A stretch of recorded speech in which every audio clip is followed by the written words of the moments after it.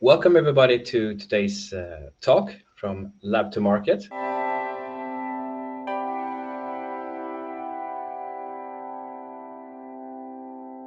This is an initiative by, especially by Aalto and VTT, which we are doing roughly a couple times every year. And the purpose is to spread knowledge and awareness, and I would say also create at least an emotional community that there is a way to have your research commercialized and to show that with real life cases. And in this case, we're working together with the Education Hub in Helsinki, and they will present themselves today as well. And we will have Jenni from Kide Science, and she will talk about how her startup was born from this. Well, we'll all talk about it, but she will talk about how her startup was born from this research to the business. Veera will do the same. She also talks about her educational startup, how also it went from, yeah, Veera, nice to see you, how it went from being a research topic to being a commercial topic. And then Jesper has an interesting twist, because Jesper, he will also talk about the same topic, but he will mention also the struggle of finding a way to agree on commercialization, because it can feel, and I know many of you researchers are listening, it can feel like a dirty thing to go from being for the public good and making something that's publicly available to starting to charge people for the stuff that you do, and how you get this. How does it make sense, and how do you collaborate in a way that it becomes a business? Why should, and that's would be interesting for all of you to say when you talk. Why should this even be a business? Why shouldn't it just be research and then be left on the shelf? And and then Anna will talk about. But before we go into that, Anna will talk about the Helsinki Edu Hub, and she'll explain more what they do. And then we'll get into Jenni, Veera, and Jesper's cases. But now I think it's time for Anna and Helsinki Education Hub. The stage is yours, Anna.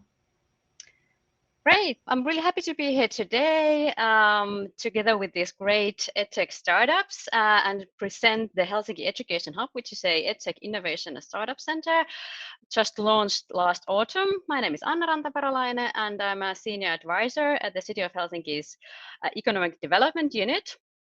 And now I'm at the Helsinki Education Hub. I'm in charge of the research collaboration and also the testbed activities at the hub. And as well, I'm also in charge of the EdTech testbed activities within our city. I have extensive background in developing co-creation models in the field of EdTech, multi-stakeholder projects, and trainings related to EdTech and education. So I'm really happy to be here today. A couple of words about the Helsinki Education Hub. So why are we here, or what are we trying to do, is that we aim to kind of promote the growth of EdTech entrepreneurship in many versatile ways, and also new businesses, and then also bring the EdTech community together. So when we started to plan the hub, we realized when we talked with all the different stakeholders within the field that there really is no kind of a common center for sharing ideas and innovating together. And by stakeholders, I mean the kind of course, the researchers, but then of course the startups, the corporations, the teachers, the learners in our schools, the pedagogical experts, all of the kind of associations also related to the field. And this is one of our kind of so we're trying to kind of solve the issue of all of us kind of working in our own bubbles and try to find kind of new ways of collaborating and innovating together. And in this slide, you can see all of our services kind of put into one slide. So we offer a range of different services for startups or teams or even individuals. So you can come to us even if you only have an idea in your mind. So we offer this type of pre-incubation services, how to kind of validate your problem and solution, and then You can also apply to our incubator program. I'll tell some more information about that in the upcoming slides. You can co-create, ideate, test your solution together with the teachers and learners. We also provide kind of acceleration services and links to different accelerations abroad as well, and then also help with the internationalization. And then, of course, we collaborate with all the stakeholders within the field. So actually, our kind of founding members are all the universities and universities of applied sciences in the metropolitan area in Finland. We are collaborating with a lot of different corporations, for example, Google, Microsoft, Amazon, HP, and so on, and all the different kind of stakeholders also. Organizations and associations promoting the edtech industry in Finland. We provide a lot of different connections to funding. We arrange a lot of different events and trainings, and we try to boost the collaboration within the field. And one of the kind of determine the kind of ways we operate is that we really seldomly organize anything by ourselves, but we always try to collaborate within the different stakeholders within the field. So we see ourselves as a kind of a platform as well. So we provide something that there is a need out there in the field. Really shortly about how we see the edtech startups within the kind of ecosystem of innovation is that it really kind of because they are agile, they really kind of boost the innovation within the educational technology field, and of course through that provide also productivity and move the entire industry forward. But of course they are always based on a great education system, on the competencies that we build, and also of course in research. That's a really crucial element, and that's something that we will talk about today as well in many themes and also many cases today. Maybe a couple of words about the pre-incubation program that we provide. That's something that might be of interest to you if you're working as a researcher or as a probably making your, for example, thesis. So if you have just an idea that you think that might have market potential, you're really welcome to come and chat with us. We can help you think about what kind of team would be suitable, what kind of competencies you might need to have, also kind of provide also validate your solution. And then moving forward from that phase is applying to our incubator program. So that's actually the first incubator, edtech incubator in Finland. We just started that as well last autumn. So actually we're just finishing our first batch, and the second batch is just started its operations. And regarding the incubator program, there are five of kind of major themes that we are focusing on. Most of them are quite general in a way that you can see in many other incubators as well: sales, marketing, financing, team building, and networking. But then the pedagogical impact is something that we're really focusing on, as that is really a core issue if you're operating in the field of edtech and trying to build a solution on that area. All the edtech companies that we select, or teams that we select, they can kind of their solution can be not just in K-12 education. It can be really from corporate learning to music education to almost anything. As long as it has something to do with edtech, you're welcome to apply, and you need to have two persons in your team. That's all it takes. It's free of charge for the teams to apply, and you don't even have to have a company ID. So it's really kind of and it's really easy way of applying as well. Couple of words about the co-creation side. That's something that I've been working on for the last 4 years now. We've been developing the city of Helsinki as a innovation platform for new kind of for building and developing new edtech solutions and also physical learning environments. We have 3 different ways how we collaborate with companies. First of all, we provide this type of agile company-driven pilot. And the companies can suggest that they wish that their solution would be co-created together with the teachers and learners in our city, starting from the kindergarten until and ranging from the vocational education So yeah, if the idea is good, then we'll help finding good teachers and classes for collaboration. Then the second opportunity are the innovation competitions. They are always procurements, and they are based on the needs of the city.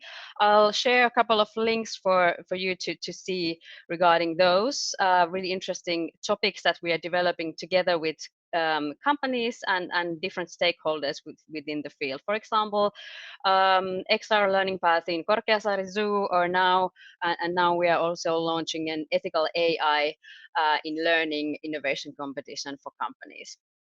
And then the third option is to test your solutions at the hub. So the hub is also operating as a kind of a lab for testing and piloting new edtech solutions. A couple of words about the acceleration. That follows the kind of incubation. So we'll provide access to different networks within the field, and also provide long-term support. And if you're internationalizing, then help you find the right kind of counterparties for that. And then maybe I would also want to stop here for a second, because this is something that is, of course, the topic of today as well, regarding the research collaboration. So in Finland, our education system and our teacher training is really based on research and research-based data. So, and of course, if you're a tech company, you really need to kind of be able to provide impact data and be backed by science. That's something that we as a city, we expect the companies or the solutions that we procure to have. And of course, if you are looking for investor money, they're always asking the same question. That's really important for any edtech company.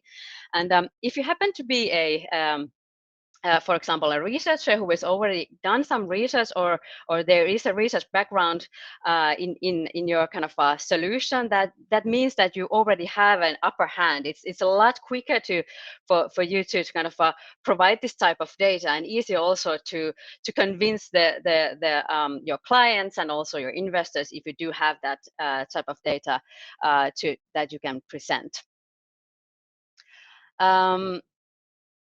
All right. And then, of course, we as the Helsinki Education Hub, we want to find agile ways on how to do this type of research collaboration with different stakeholders. It's actually quite difficult. So gathering, for example, impact data, it's not that easy as a company. And we try to solve these issues by, for example, organizing this type of thesis collaboration, so that startups can, for example, suggest ideas for university students or maybe researchers regarding thesis ideas, or other kind of collaboration ideas. We do also study cases and cross collaboration, for example, in these innovation competitions.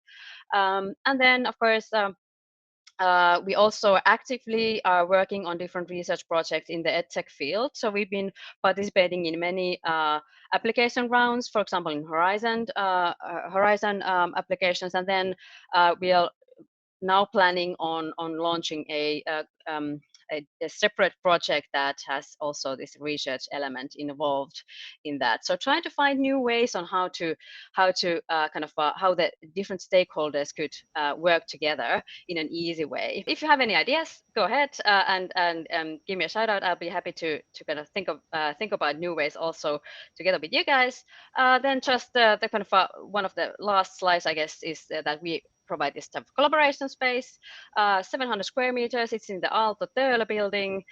Some of might already know that. So you're happy to welcome to come and pop by. The doors are open from 9 to 4. So there's co-working space available. You can reserve it for your own meetings and also arrange events there. And we facilitate a lot of different events related to edtech also in the field. So that's my last slide. Go check our website, Helsinki Education Hub Helsinki. So there you can find great events that might be of interest to you, and also the contact details. And do follow us also on social media. Thank you. All right, thank you very much, Anna. Now let's go straight into Jenni Vartiainen from Kide Science. Do we have you There we go, Jenni. So she'll talk about the incubation and the birth of her educational startup. And we're running kind of short of time, so stage is yours, Jenni. Thank you very much, Rasmus. Okay, so I'm going to present to you the birth of Kide Science as a home album of the beginning of the journey of Kide Science. And I will start that telling you something I had decided very early in my life. So my one North Star in my life before year 2016 was that I will never work as an entrepreneur. I'm a daughter of entrepreneur, and my father traditional entrepreneur, and I was living my childhood seeing this kind of very traditional horror story of what an entrepreneurship means. So that was my starting point for my life. Never work as an entrepreneur, but you will see soon how and why my mind was changed. At the moment, I work at the University of Helsinki as a researcher and university lecturer. I study early science and STEAM education, working with early childhood education, and I'm also the founder of Kide Science and doing research in that context. But let's go back a couple of years. There is me.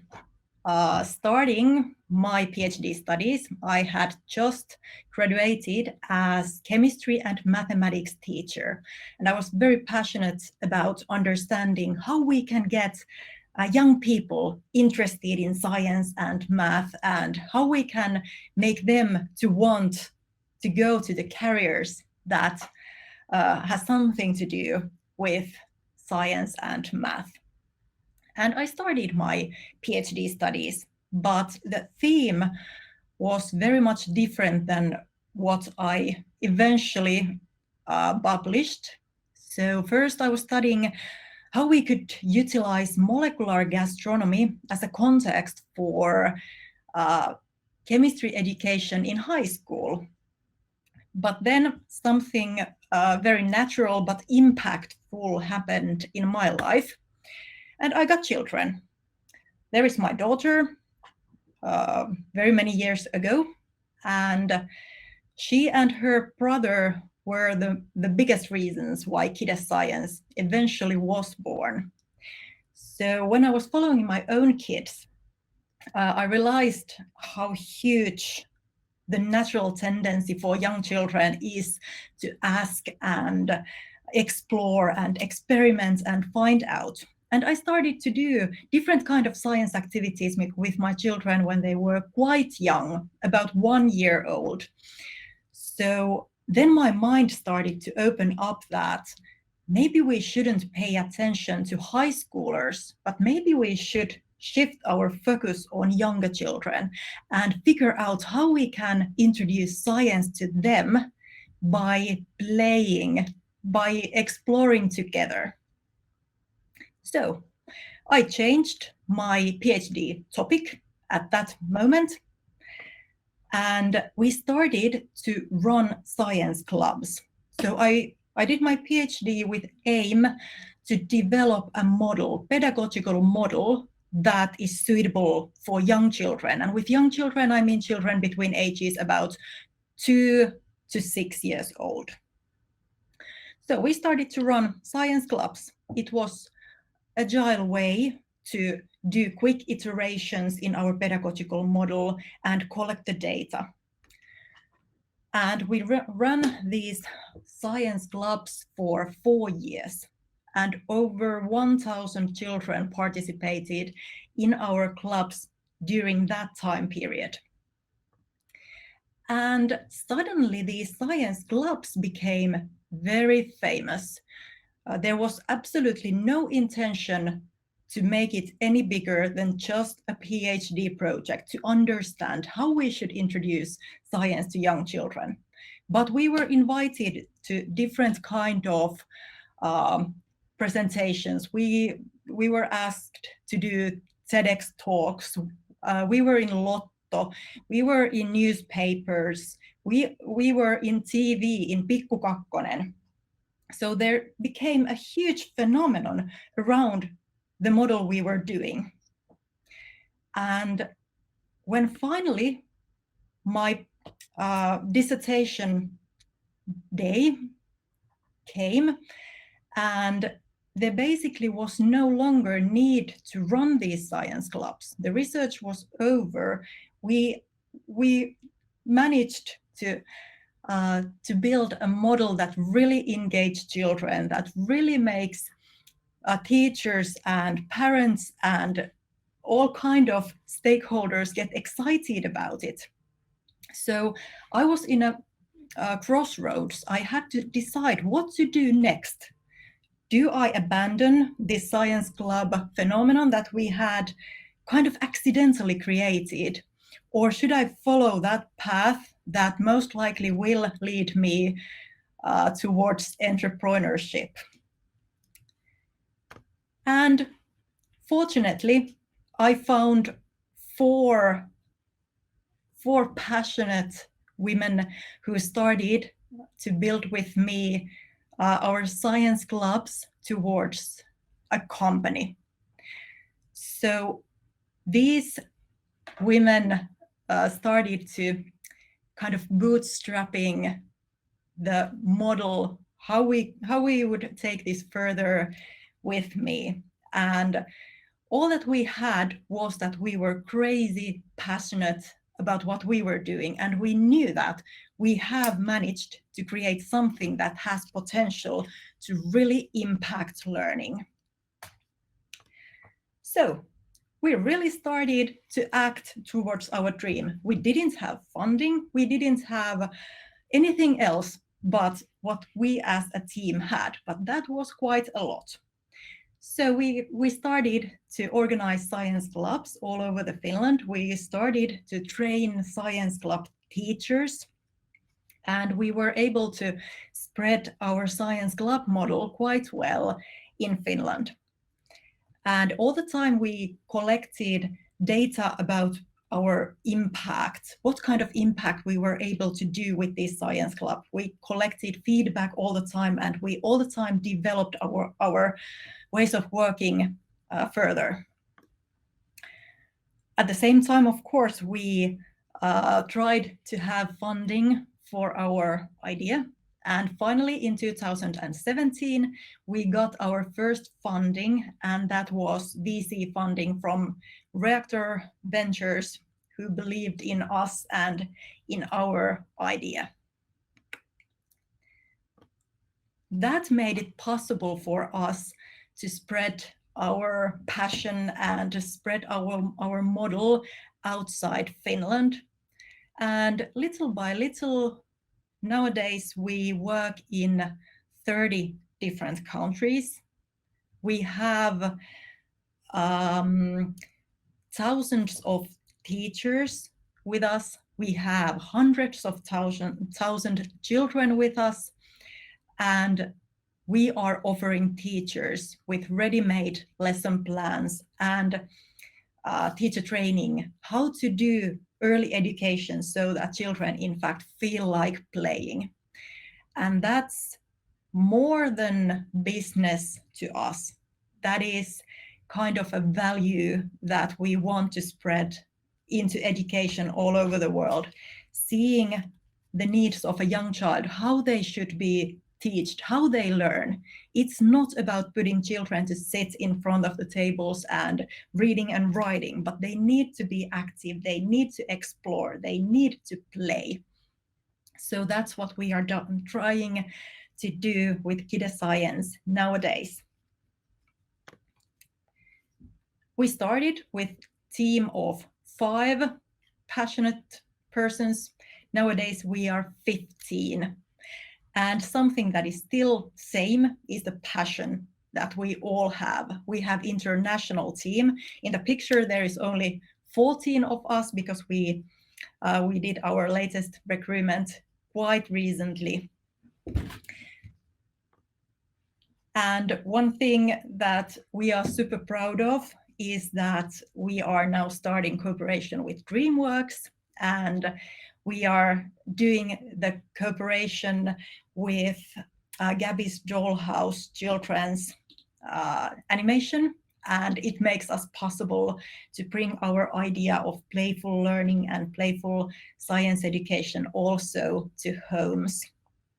We have achieved tons of different kind of awards in different competitions, and that we are also very, very proud of. And there are 3 takeaways I would like to share to you if you are in educational research and you want to make your studies to transform as a company or a business. And this is very highly from the researcher point of view. So first of all, be sure that you have the best team around you. For example, me, I didn't have any kind of experience about what does it mean to run a company? What does it mean to raise funding? So of course I have been raising funding for research and it helped a bit, but still I had so much to learn from that world. And I had to learn from ABC of what does it mean to run a company. So it's important that you have in your team someone who already knows these parts, so you can be the expert in your area and take care of that research or whatever is your passion and expertise. Second is that education is always part of society. You can't take education away of its cultural foundations. So when you are selling educational products, it's not only about you and teacher or whoever is your customer, but it's about all the surroundings and all the connections that education have. So be sure that you interact with whole society. So I mean with that, for example, Kide Science, I do research all the time. I publish scientific articles, and I try to have an impact that way of, for example, how we train our kindergarten teachers. What is the understanding of the learning? On the other hand, we want to have our voices heard, for example, in social media, and we have active teachers who want to tell about they are using Kide Science and they are seeing the impact that we have on their own work and on children. So encourage teachers to do that. We have, of course, we have that TV show that is in Finnish National Broadcasting Company, and children's most favorite TV show in Finland, Pikku Kakkonen. So we can go to homes and we can show to parents what effective and impactful learning can be. We have published books for children so that we can also reach them that way. We make sure that stakeholders know about us. For example, there was a big article about us in This is Finland magazine, and it will be read all over the world. So keep your voice on so that different kind of groups can hear you and you can affect education from different perspectives. And the last one, we started to do our passion visible so that we really had nothing. And it felt almost embarrassing how, for example, visually not so good our product was. You can see here at the right side, there is a picture of our characters at the beginning of our journey, and below is what they are today. We did tons of iterations to our product and our visuals, but every time we published very quickly. We followed our passion and we just wanted to have our technology, our pedagogy to go through. So we never felt embarrassed about our product, and we launched a lot. We tested, we collected feedback, and that made possible for us to show our early stage funders also that we have an impact, we have customers, we have paying customers, and that's what they think about us. So don't feel embarrassed of what you have, just launch it, as our CEO, Sari, very often says. And I thank you a lot for your time and attention, and I'm very happy to answer any questions that you might have. Thanks. There you go. Thank you very much, Jenni. That was a lot of good stuff in there. But okay, let's get to Veera. I'm really looking forward to hearing your story, how you went from a science project to being a real business. Stage is yours. Yes, thank you, Rasmus, and great afternoon, everybody.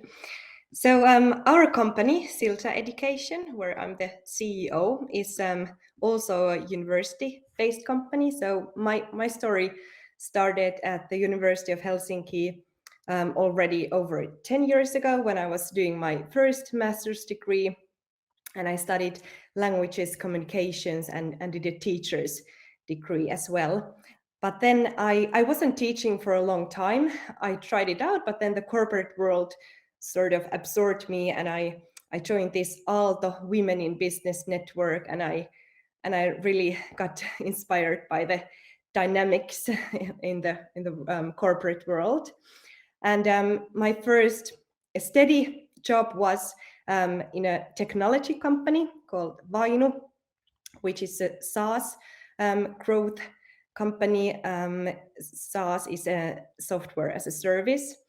And I was their first marketing and communications person, even though I had a teacher's degree and had studied humanities.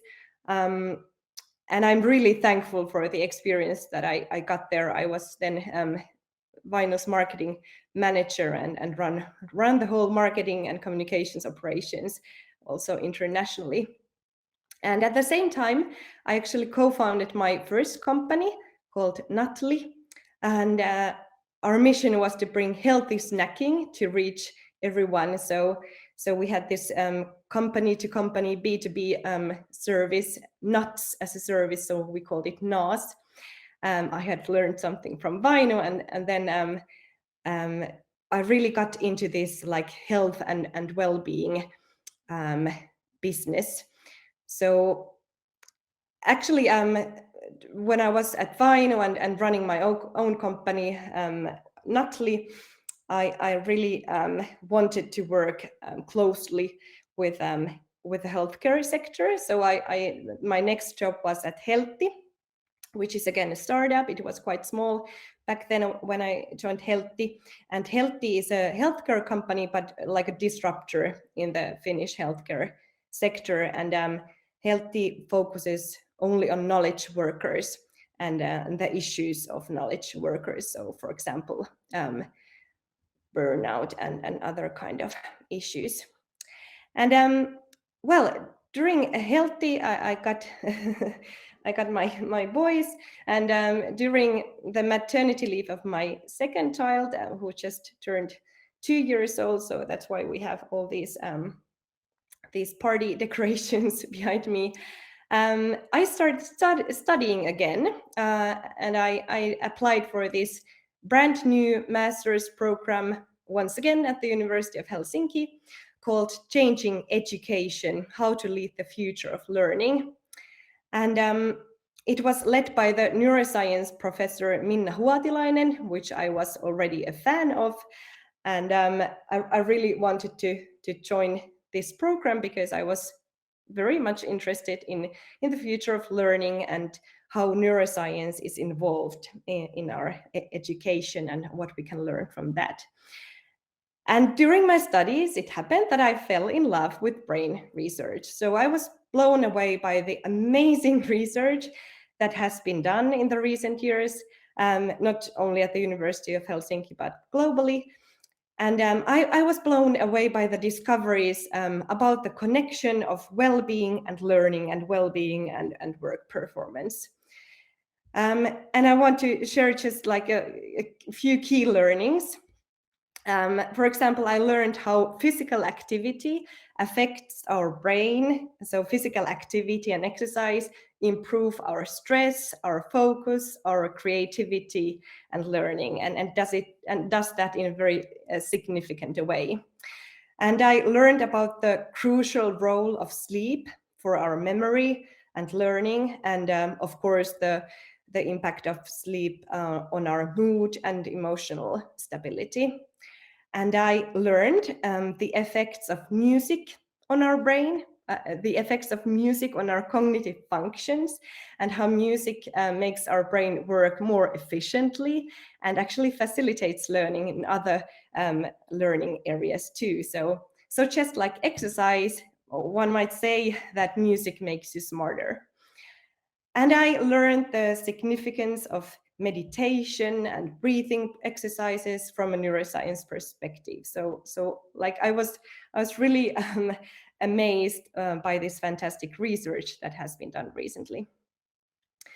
So based on this, what all I had learned and read tons of articles and written lots of, I thought that this is really something that has to be delivered to a bigger audience. So I thought that this is something that I have to bring to people's lives, because it's such a shame that I only get to know this, and maybe there are some media articles that every now and then bring these topics to the bigger audience, but it's just too important to leave this to the academic world. So I actually, what I did first, I started to give lectures and keynotes for organizations about brain research. And my title for the lectures has been What the Brain Loves. So I talked about the effects of exercise, sleep, meditation on learning and on work performance from a neuroscience perspective. And then became Silta Education. So I had this actually ex-colleague from the Healthy company, from the Healthy Times, which is the healthcare scale-up, and with Johanna Vilmi, who is my co-founder at Silta Education, we had met quite regularly and often talked that it would be super nice to found a company together, because we share the same values and think about the world in the same way, and we haven't had any struggles with forming our mission.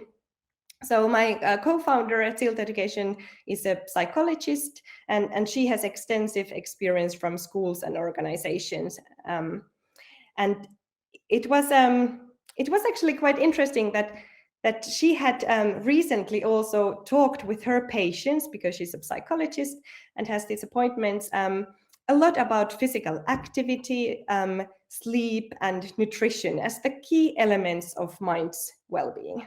And this is not so common among psychologists, but she has gotten actually really great results with her patients who have started exercising or walking or improved their sleep. And even though she has a depressed patient when he or she starts walking regularly, it has a huge effect on the well-being and on the recovery. So it's not about that you train your body in the gym, as we have come to believe, but actually, and your mind in therapy, but actually you train your mind at the gym too, and especially at the gym, or when you're exercising or being physically active, wherever you are, you're training your mind, you're making yourself smarter in a way. So our mission at Silta Education then formed to build this bridge from science to practice, and this bridge from well-being to learning. And academic or work performance is not about working harder or more, but it's actually about building our well-being to boost our concentration, our creativity, and thinking in general. So it boosts our cognitive functions. And it's actually a lot about brain chemistry. So dopamine is a good example as a neurotransmitter. So we need dopamine to get us motivated. We need this neurotransmitter to reach towards our goals and to learn and to stay focused. And we get this neurotransmitter dopamine through exercise, through physical activity. And we lose this dopamine when we browse our social media, or when we eat sugary foods, or if we smoke a cigarette, or and so on. So we get this from our healthy habits, and then we lose it when we procrastinate and don't want to get started and go through our social media channels or check our notifications all the time.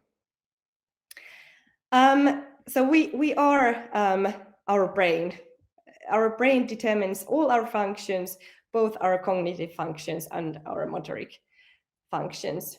So in order to learn or remember anything, we need to sleep enough, because our brain needs sleep to build those memory traces, and we need to build the healthy habits. Online course for teachers to bring the well-being and social emotional competences to schools.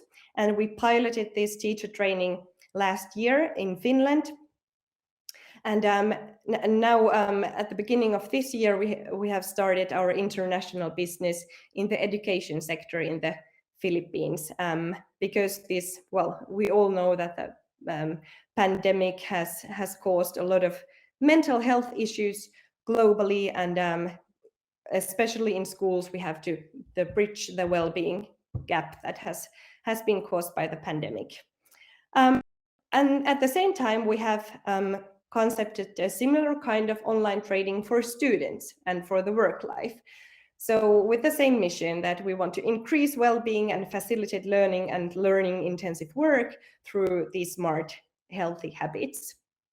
And we think of our services as vitamins and as painkillers, because it suits the health sector quite well.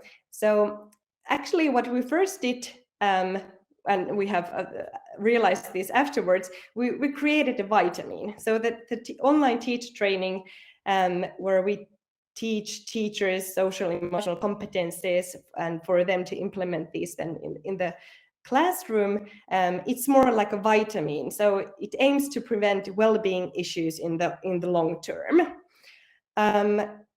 But as the well-being problems have exploded, we also need painkillers. So we need these acute like helpers right away, these painkillers.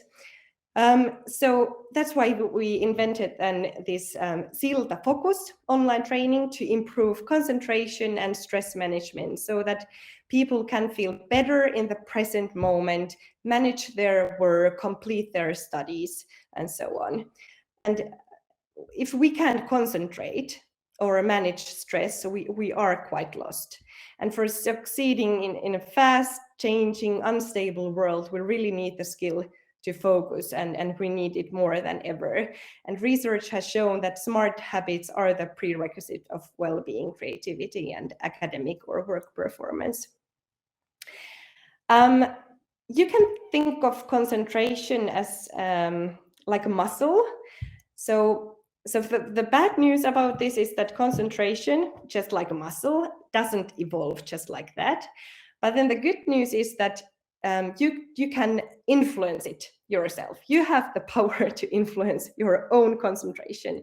So you can train concentration, and you can become really good at it. Anybody can. So if you build these smart habits to support your concentration, you are the winner, and you can have the power over your well-being and over your learning and work performance. And actually the story behind Silta Focus is, in short, that Johanna, who is a psychologist, meets a lot of young adults and adults in the work life. And increasingly people come to her saying that they have ADHD. And it has been researched that adult ADHD has increased drastically, but also only like a really small number of people get this diagnosis. So not everybody has the ADHD, but all of us, almost all of us, have huge concentration problems every now and then, at least.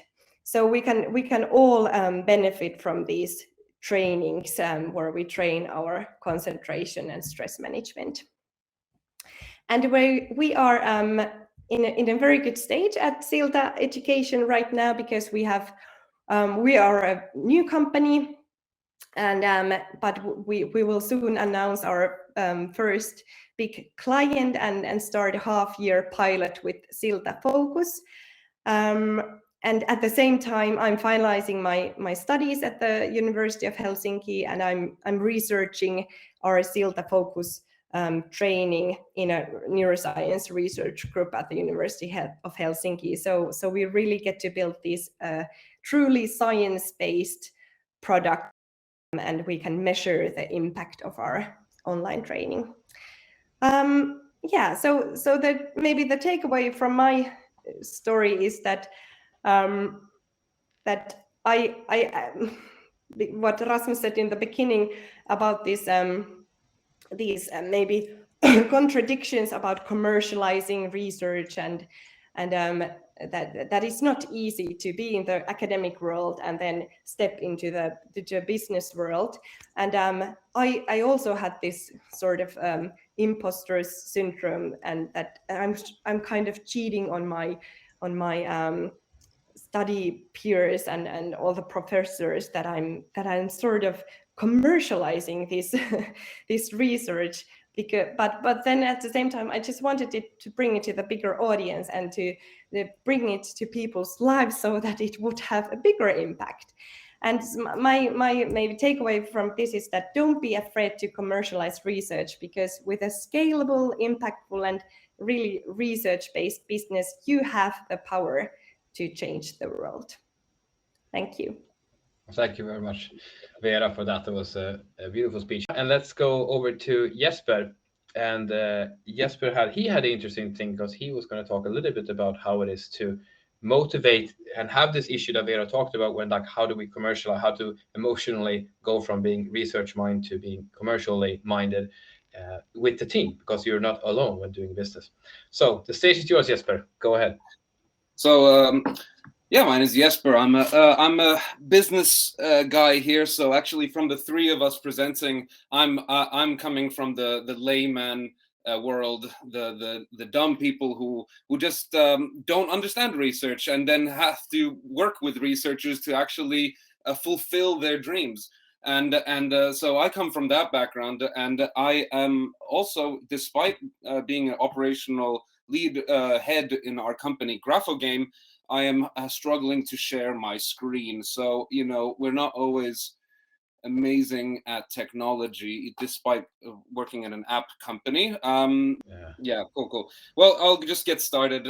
So, yeah, I actually studied international relations back in the day when I thought I wanted to be a diplomat, and just not so long ago, I studied social innovation and entrepreneurship, which is something I'm going to be touching on today quite a bit, because in my view, and in the view of the people we work with, social enterprise is a great middle ground to ensure that the public value of research is enshrined in the very documentation of company itself, while also being able to leverage the impact side of social impact by being able to get funding for impact generation stuff, etc. But let's start with my company, or our company, GraphoGame. So I'm not going to go into the product too much, so that I can focus more on the research commercialization. But the idea is that GraphoGame is an early literacy game in about 12 different languages that's designed for roughly 4 to 9-year-old children. It's designed to teach you the fundamentals of literacy, which are in research have been often shown to be the strongest predictors of future reading success or difficulty. Being able to recognize fluently letters, the sounds that correspond with those letters, and how to blend them into words. Those core skills are shown to be extremely important for generating confident readers and humans in general. One of our researchers here, who from the University of Cambridge, really summarized very well what we're trying to achieve in GraphoGame, is that we're trying to, with the GraphoGame research that we do, is that GraphoGame is as effective as one-to-one teacher support, but any number of children can be playing at the same time. So that's what we actually do in our randomized control trials and clinical trials with the researchers, is that we're just trying to test the effectiveness of the app to keep up with teaching, and we're not trying to be better than teachers. We're not trying to supplant humans with technology, and that's one of the aspects that makes us quite different as a company, is that we have an explicit focus on this. But let's talk about why we started GraphoGame and a little bit about what GraphoGame is. So GraphoGame originally was researched in the University of Jyväskylä, which is quite famous for its educational side and also its psychology department. And about 2017, I was invited by my current co-founder, who had heard of a interesting opportunity to maybe get an intellectual property rights agreement with a university to get this suite of apps that have been all researched and validated, and nobody is taking it to market. And we were wondering, like, what's the catch? Why isn't anyone taking this university-made apps? This looks like it's too good to be true. Well, when we started looking into it, we noticed that the very way that the app and the research was done was problematic for future commercialization, because Jyväskylä is a public university, so therefore it thinks it looks at funding opportunities from all angles, like public and taxpayer funded avenues as well. So that made it really difficult for us to commercialize, or take, as a company, private sector company, to take all those innovations that have been funded by grants, foundations, and even like public funding, European Union funding. Immediately there is a lot of politics to wade through and swim through to get to be able to come out of the other end as an app company. And that was definitely one of the hardest things, was to make some sort of structure that allowed us to be able to create a company without being sued from every angle, right? And that was actually one of the reasons, one of the many reasons why these apps were left in the back of a hard drive in Jyväskylä somewhere, was that they, as a public university, they lacked the mandate and the policies to be able to distribute apps for end users. Even if they wanted to distribute it as a free app and paid for by the Finnish government, even then they would struggle, because they need to hire a team of an app manager, maybe an app developer. You can't just throw an app on the App Store and then hope that it remains there. Google changes one requirement, and in 6 months your app is taking off the Google Play Store because it's not complying with their new policies. So you have to have people maintaining it. So that was one of the things that the researchers were really unable to do, and they were really tied by their own policies and mandates. And we, as a company, we realized that if we can show them a door to commercializing this, if we can build that path to them, they will really trust us in the future. And that's what we started doing.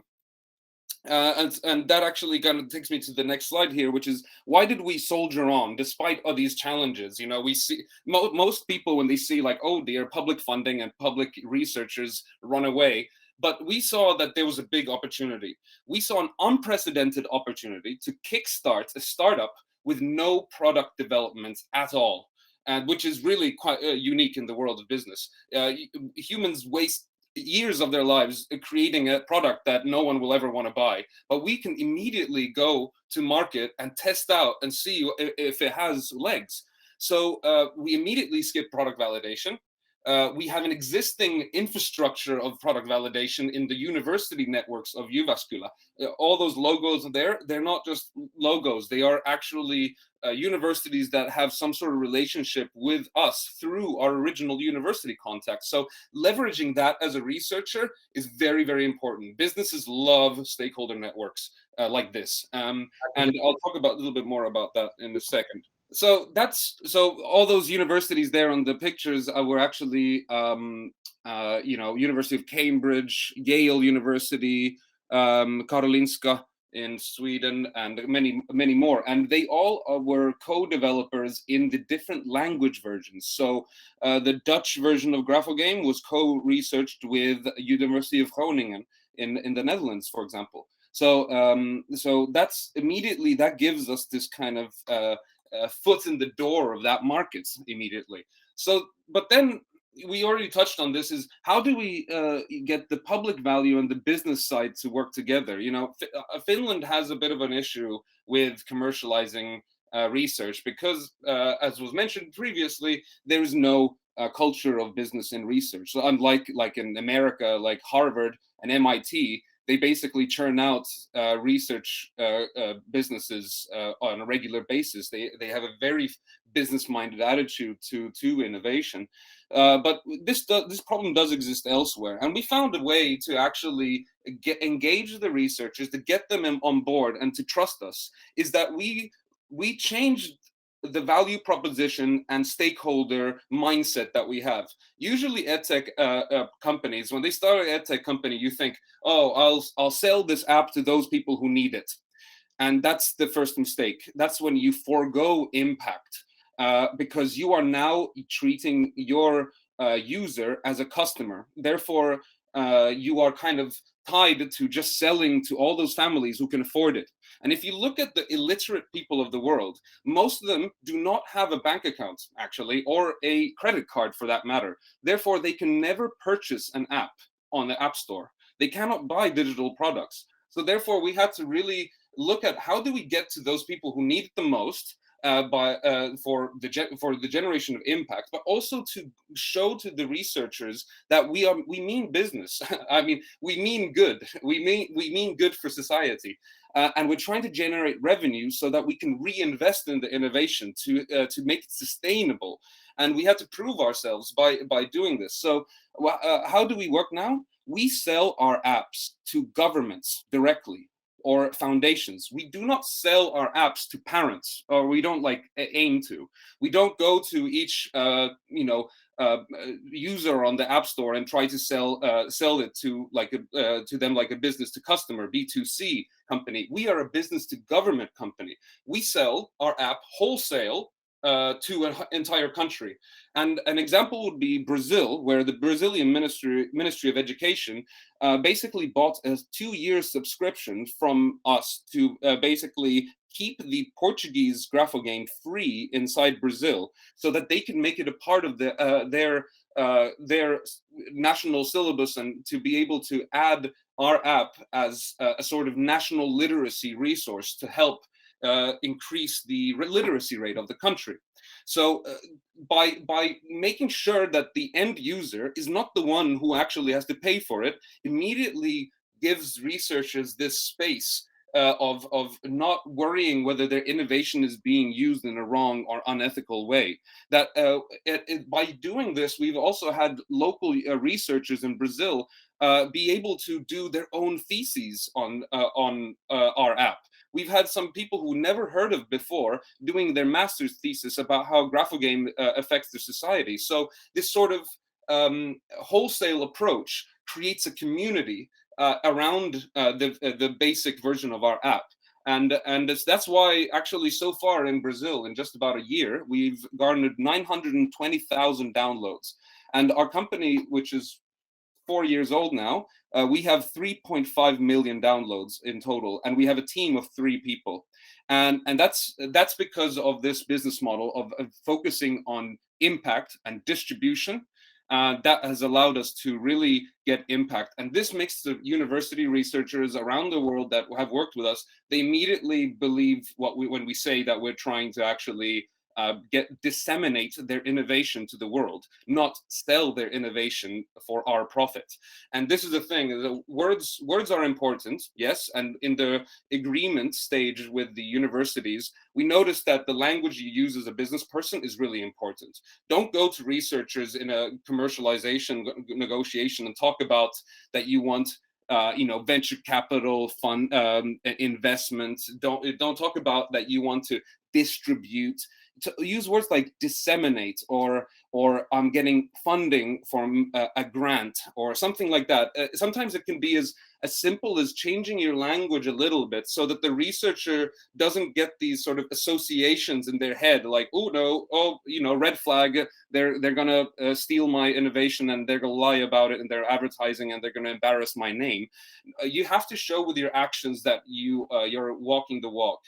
And the way we do that is that we make a very robust tech transfer agreement with all of the university partners, where we make one of their main researchers a principal investigator in that app. So if there is something in the app that is incorrect or does not is not representative of the innovation or the publication, they can reject an update that we're going to do.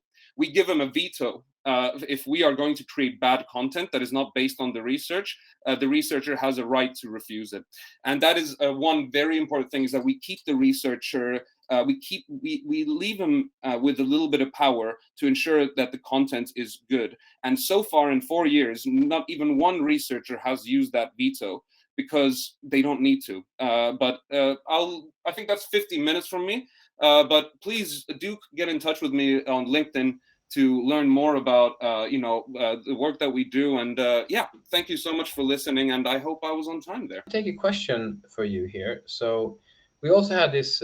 You touched upon it, but from your perspective, what's the thing that's needed to make these researchers open up the possibility of selling their research and not just keeping it like for themselves?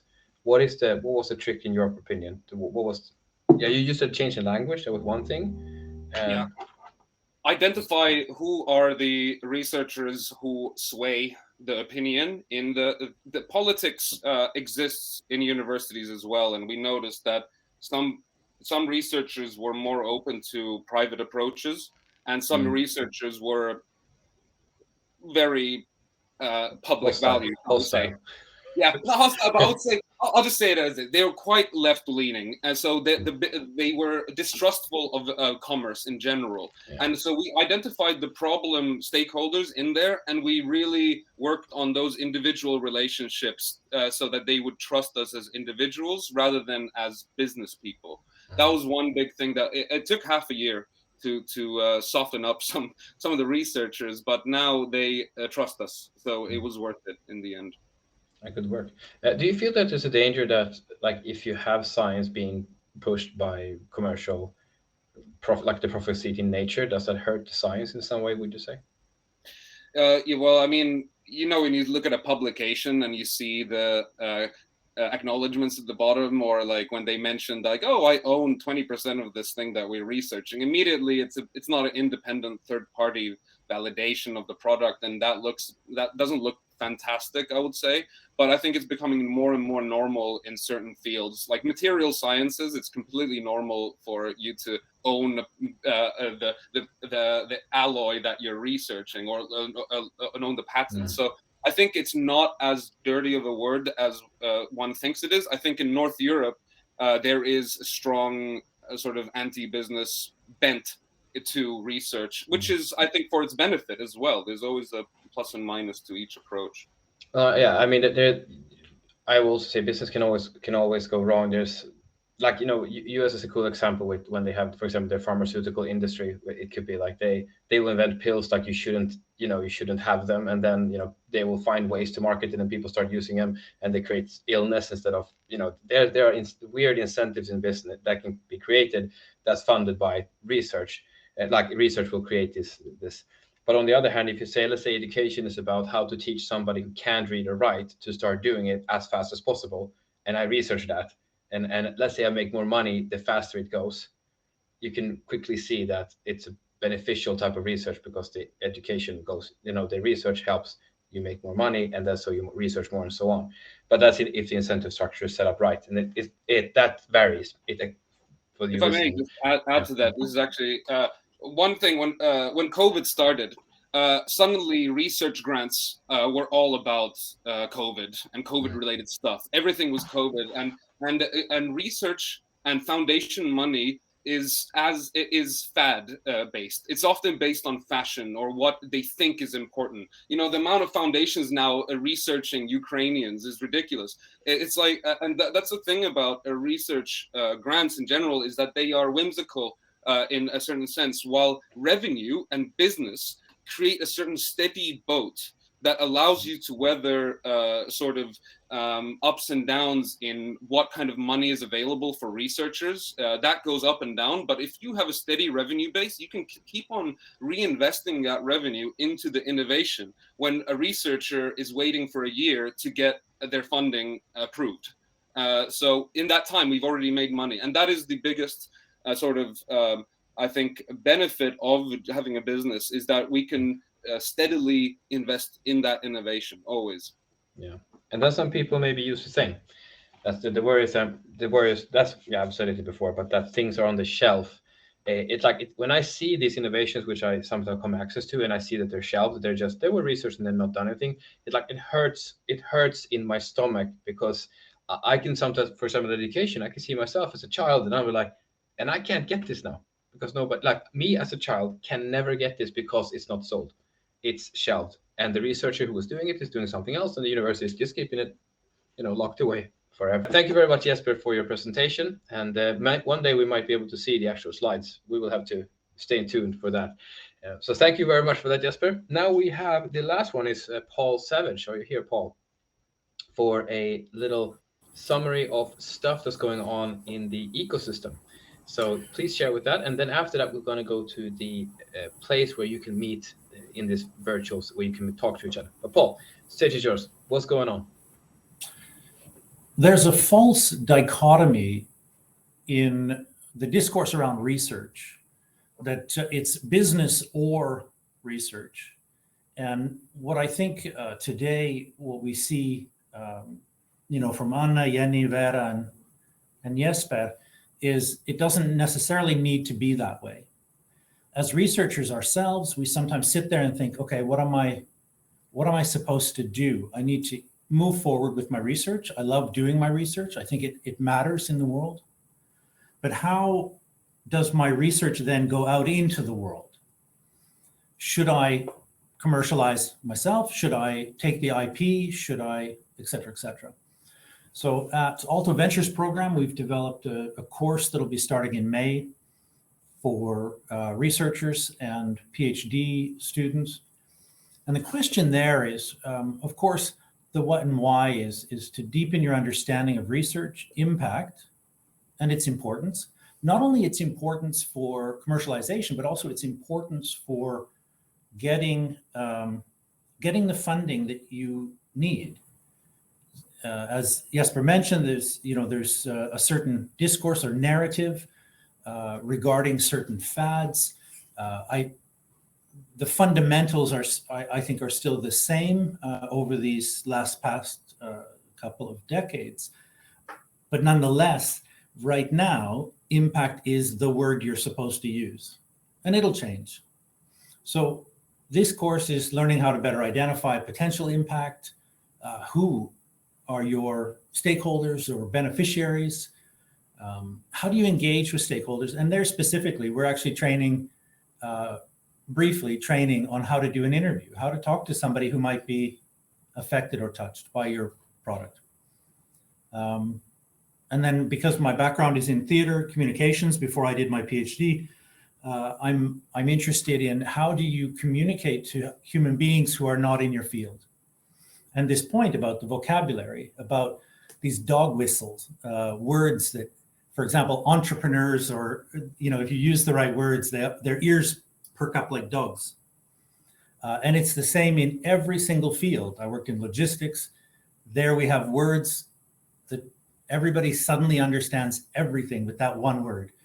And you need to know these. You need to understand how to change your way of speaking depending on what you're trying to achieve there. And so that's a little part of the course. AVP is involved in a lot of different sort of elements within the ecosystem, but specifically I wanted to invite participants who are PhD researchers, either students or postdocs, to take the course and to try to find that balance that they don't need to leave their research to go commercialize, and nor do they need to necessarily leave business behind to be a great researcher, that you can piggyback or put something sort of light on top to get your business up and running, which I think we've seen in several of the examples today. So really inspiring the other speakers. And yeah, I'm available if you have any questions or comments. Thank you. Thank you very much for that, Paul. And now I think it's time for us to go to the networking part.